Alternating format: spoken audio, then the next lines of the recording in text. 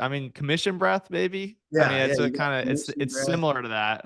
It's similar to that. It's not quite the same thing, but it's well, it's kind of I think it comes from a place of being very focused on you and your company, which is like you Mhm, need to be selfish in a way, like when you're building a company. But ultimately, if you're going to attract customers, it's not they don't care about your company the way you care about your company. They only care about what your company can do for them.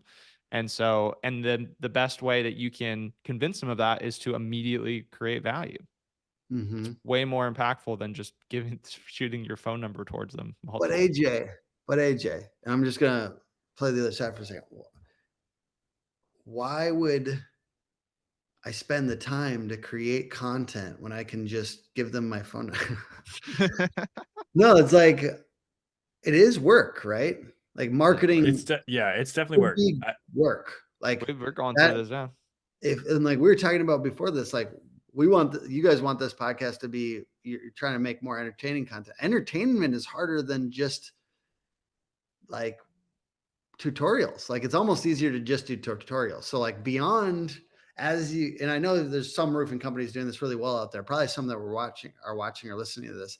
And you guys that are beyond tutorials and you're not just doing like how to and like tips and you're getting into like funny stuff, you're doing memes, you're doing cute, you got the cat next to the shingles or whatever, like the dog with the kid and like you guys that are doing that, like that is the next level, right? Like beyond tutorials and tips and up to entertainment. So like that's to me, that's the ultimate aspiration in all roof, like in addition to training and helping homeowners to better take care of their home, to like actually get them to laugh or to man, if you could get them to laugh or get Red them to Bull. like Red swoon. Bull's a Yeah. Red Bull is There, the greatest yeah. example of what you're saying right now. So Red Mhm. Bull Did it is for an energy years. drink, but Red Bull is known for extreme whatever, Yeah. driving a motorcycle off the side of a mountain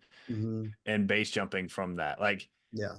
but it's entertaining, and they Mhm. found their lane for what that is. Like, don't try to be somebody else. That if you're Mhm. listening to this, don't try to be entertaining in a different way. Do something Yeah. that you think you're good at, or you think that you like to record or create content with, and do that thing. It's not funny. Like Red Bull's not funny necessarily. They used to have some funny cartoons, but like Mhm. they found their lane and they're wildly successful Mhm. because they do that thing, and everybody understands that's what they do.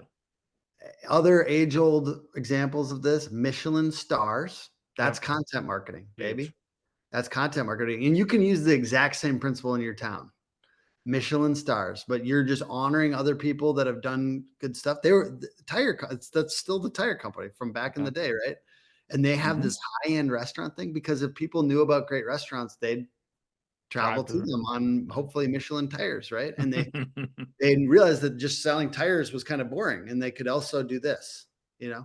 They also have a mascot and they do other great things in marketing, right? But and then the other one that I think, age old content marketing example, Guinness, Book of World Records. Oh, yeah. Mhm.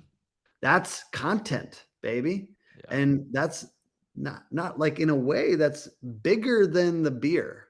In Mhm. a way that's like we're associating the best in the world at everything with one brand That really that's good not beer. outside the box. So like continuing like the tradition of Red Bull and Michelin and Guinness to come up with what's your thing. I think we all have an opportunity to find our thing, and it doesn't have to be like anybody else. Those are all three wildly different examples, but they're associating in the theme is a little bit they're associating themselves with greatness. And you can do that too. And I think that Yeah. that is at its best what content marketing does. And like, Something yeah, bigger than just your business and what you do day yeah, to day. yeah. Yeah. I love that. Love that.